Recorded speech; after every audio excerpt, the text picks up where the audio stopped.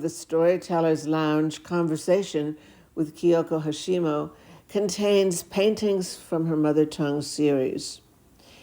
Kyoko also talks about the materials she used to make some of these paintings.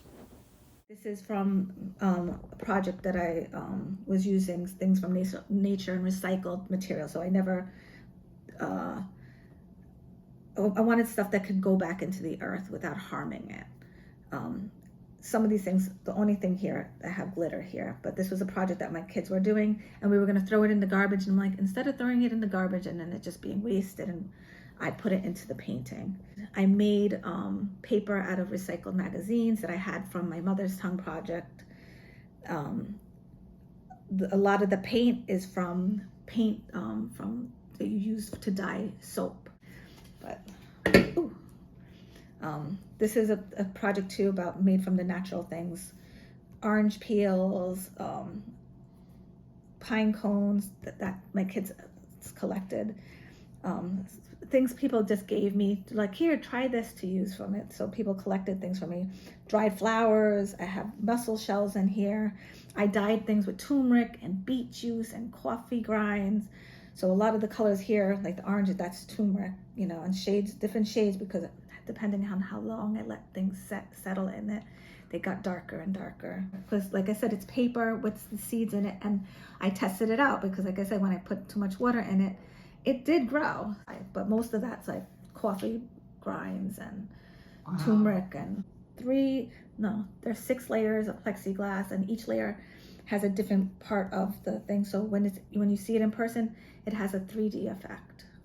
This is a collage from my Mother's Tongue exhibit.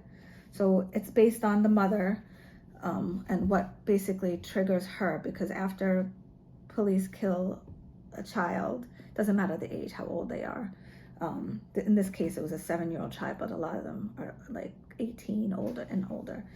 But this little girl used to wear these little clips in all the pictures that I see when I looked up online. So I just put daisies all around, and she was killed on the couch. So it's very subtle. Yeah, it's hard. All these things are horrible and triggering. It was very hard. I cried a lot doing this project and I know now more about these families than I'd care to, because it's triggering. Like, you can see the little girl's pictures, how I formed the couch. She's the pattern.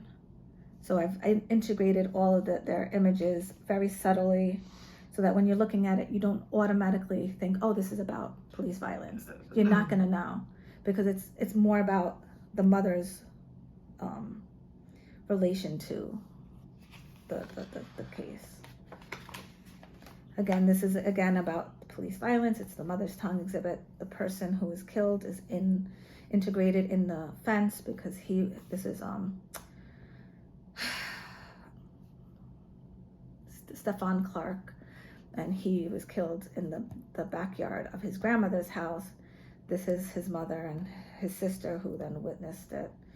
And so it's very subtle. Like I said, I try to make everything very subtle, that when you're looking at it, you're not automatically brought into it. But when you realize what you're looking at, then it's triggering to say the least. This one was about Botham Sean. This was really hard for me, because a lot of the timeline and the timing of all these things felt very personal, because a lot of them lined up when I had kids. So they're on the years that I have kids, which is why it was easier for me to remember dates and remember names. And as a mother, it was very hard to hear mothers going through this, because it's triggering. And even like with this series with the Eric Garner thing, I was passing by when all that stuff was happening. Bus, I had my son with me, and I was listening to all the people there, and it was a very different story, because it was like, what happened? And just listening to them and getting on the bus, and the bus driver like, you should smile. Oh. And I was so angry at him. And one of those other things where a guy tells you should smile, but right. Hearing from this, I was like, someone just died. The police just killed a man. I don't really feel like smiling. It was not the time. And I'm sure he went home after finding out what actually happened.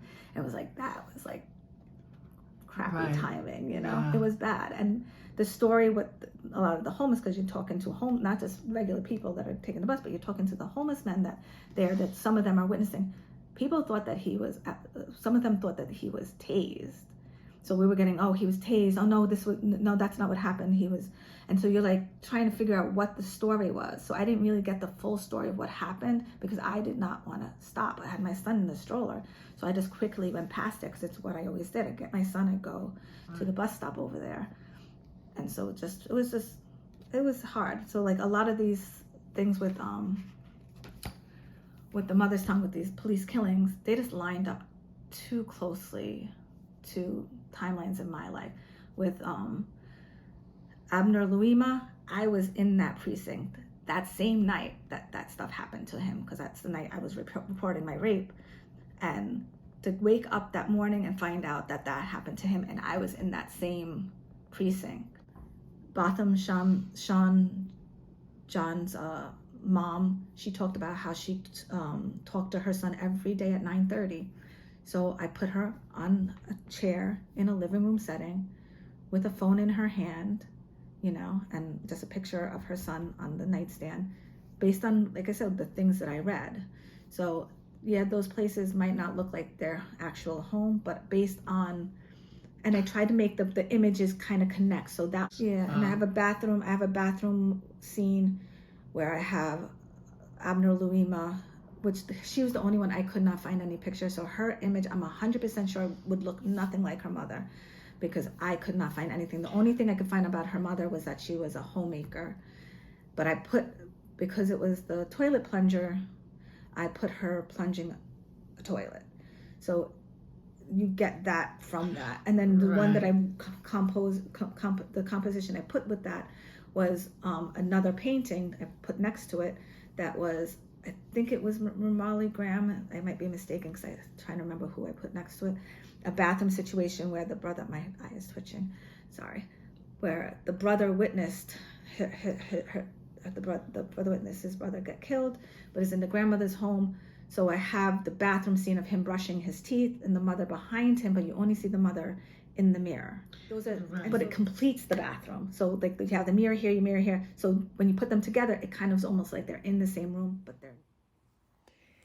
Here are more paintings from the Mother Tongue series. Kyoko, I want to thank you so much.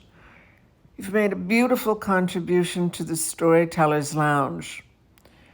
You shared not only your paintings, your children's books, your poetry, and this series that focuses on mothers' reactions to the police violence, but you shared so much of yourself.